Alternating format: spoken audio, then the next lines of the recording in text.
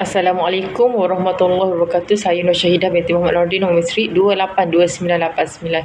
Saya ingin membentangkan tajuk tugasan hubungan individu dengan diri sendiri, motivasi, teori Maslow. Okey, motivasi pekerja adalah satu proses yang kompleks kerana ia mempunyai pengaruh dalam semua bidang termasuk organisasi pembangunan, pengurusan sumber, projek dalaman dan program yang akan datang. Okey, motivasi proses psikologi yang menyebabkan keinginan, arahan, kegigihan dan tingkah laku individu terhadap pencapaian matlamat. Okey, teknik motivasi yang berbeza digunakan untuk organisasi yang berbeza. Okey, menurut motivasi perlu dilakukan sama ada dalam faktor dalaman atau luaran yang mempengaruhi pilihan tindakan seseorang. Okey, terdapat dua jenis motivasi iaitu intrinsik dan extrinsic. Okey, Ryan dan Deci huraikan motivasi intrinsik sebagai perlakuan sesuatu aktiviti untuk kepuasan yang wujud dan bukannya akibat yang boleh dipisahkanlah. Okey, motivasi intrinsik merujuk kepada motivasi yang didorong secara dalaman oleh seseorang. Okey, menurut motivasi ekstrinsik mempunyai kesan kepada tahap motivasi seseorang individu. Okey, keseronokan yang diperolehi daripada faktor ekstrinsik datang daripada sesuatu yang didorong oleh tugas. Pandangan ahli sarjana dari segi perspektif motivasi pekerja dalam pengurusan kerja, London 1983 mendefinisikan motivasi kerjaya sebagai satu konstruk multidimensi yang terdiri daripada tiga elemen utama iaitu daya tahan kerja, wawasan kerjaya dan identiti kerjaya. Okey, identiti kerjaya adalah hala tuju motivasi. Wawasan ialah komponen motivasi yang memberi tenaga atau rangsangan yang menggalakkan penglibatan dalam perancangan kerjaya dan keputusan kerjaya. Daya tahan kerjaya ialah komponen atau kegigihan. Okey, teori motivasi dalam pengurusan kerja. Okey, teori motivasi ialah kajian tentang cara belajar dan memahami perkara yang memberi inspirasi kepada seseorang untuk mengejar hasil tertentu. Okey, teori ini mempunyai banyak kegunaan termasuklah dalam psikologi dan sosiologi. Okey, tetapi juga pentinglah untuk perniagaan terutamanya berkaitan dengan pengurusan. Teori hierarki keperluan Maslow ialah teori psikologi yang menggariskan jenis keperluan yang dipenuhi oleh seseorang untuk maju kepada keperluan yang lebih kompleks. Hierarki keperluan merangkumi 5 peringkat.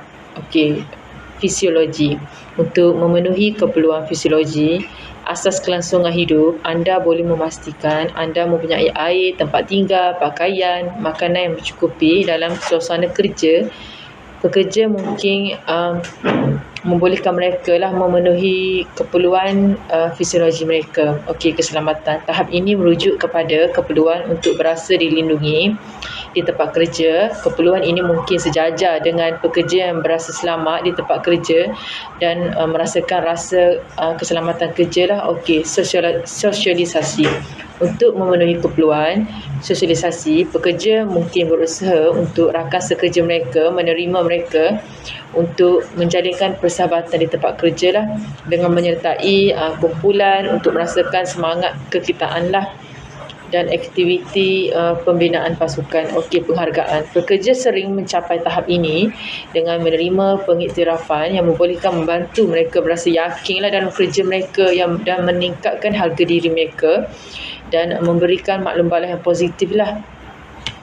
Okey, penyempurnaan diri. Untuk mencapai tahap ini, pekerja mungkin berusaha untuk mencapai matlamat yang kompleks. Jangka masa atau peribadi pekerja yang mengaktualisasikan diri juga mungkin berasa bermotivasi untuk menyelesaikan matlamat tempat kerja. Kesan motivasi, pekerja bermotivasi lebih produktif. Pekerja yang bermotivasi setia kepada organisasi mereka dan mencari nilai dan status sosial dalam kerja mereka. Oleh itu, mereka terdorong untuk menemui diri terbaik mereka untuk organisasi. Okey, yang kedua, pekerja bermotivasi membawa lebih banyak keuntungan. Okey, setiap organisasi perlu membuat margin keuntungan yang mampan untuk memastikan dirinya bertahan. Keuntungan ini bergantung kepada kuantiti dan kualiti kerja dalam organisasi. organisasi boleh mengambillah keuntungan boleh mengambil beberapa inisiatif untuk memastikan pekerja mereka bermotivasi. Yang ketiga, motivasi pekerja meningkatkan kualiti kerja kehidupan. Okey, kebanyakan pekerja pada masa kini lebih berminatlah untuk mempunyai keseimbangan kehidupan kerja yang baik.